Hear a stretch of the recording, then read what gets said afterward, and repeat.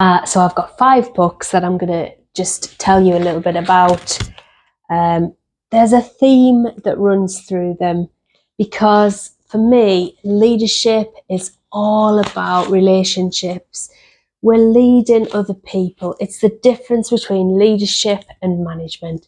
Leadership is about the relationships you have and how you bring people together as a team.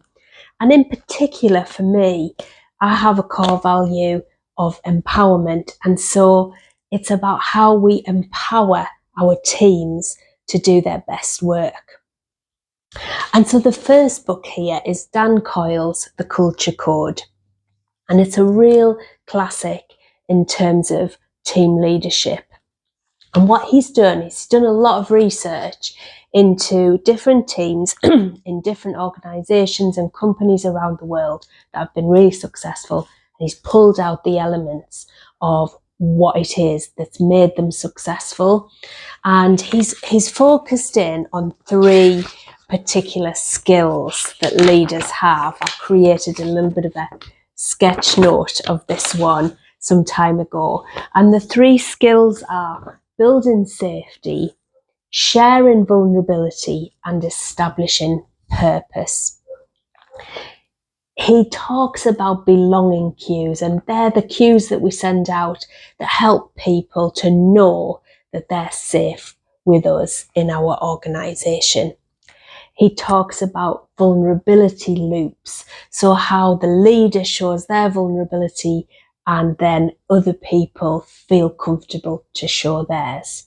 And thirdly, the purpose, how important it is that everybody knows exactly why they're there and why the work that they're doing is important. So really, really good strategies and ideas for building team effectiveness, and particularly the culture of a team in this book. And one of the things that Dan Coyle focuses on is candor.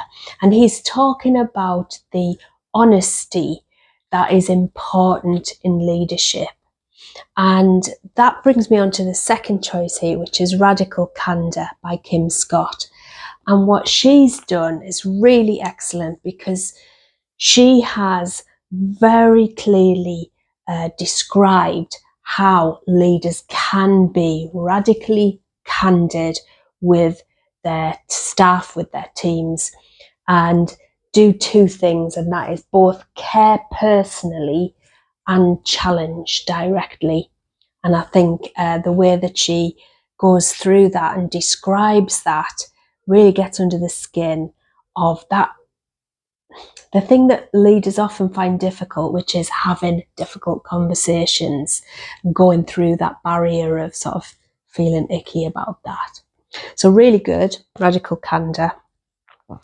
And that then leads us into Brené Brown and Dare to Lead. So Dan Coyle was talking about vulnerability, and Brené Brown really, really pulls on that thread. And in this book, she's really talking about the difference between armoured leadership and daring leadership. And armoured leadership is the kind of leadership where you're trying to protect yourself, you're wearing that cover that is going to stop you from, or you perceive that it will stop you from other people judging you or seeing you in a bad light. And what she's talking about there is the importance of being able to let go of those things and actually express vulnerability and get down to the real authentic leader that you are. And to get there, to be vulnerable, to be able to be authentic, you need to be really aware of your own emotional landscape. And that brings in the next choice, which is Susan David's Emotional Agility. Susan David, PhD, is at Harvard Medical School, and she has written this really excellent book. She's coined the phrase emotional agility. You've probably heard of emotional intelligence, which was described by Daniel Goleman many years ago now. But emotional agility goes a step further. It's what do you do with that? So she talks about the importance of being aware of your own thoughts, your own emotions, being able to label what's going on inside, and really to make space for the emotions that come up in you, and also the emotions that you recognize in other people. So I really recommend this one. And finally, Nonviolent Communication by Marshall Rosenberg, because to do all of those things that the other books are talking about there, you need a language to be able to communicate it. And that's where I think this book is really, really helpful, because in Nonviolent Communication, he describes a 4-step process, which is, first of all, observing the concrete actions, the actual things that are affecting our well-being. Secondly, how we feel in relation to what we've observed. Thirdly, the needs and values and desires that create those feelings. And finally, the requests that we need to make in order to enrich our lives and move things forward. And you can do that in 2 ways, both in terms of your own feelings and needs and how you request things from other people, but also in how you receive other people's feelings and needs and what they request from you, and how you can sort of help them to communicate that to you more effectively. So it's a really useful book in terms of communication. So all these 5 books are particular favourites of mine.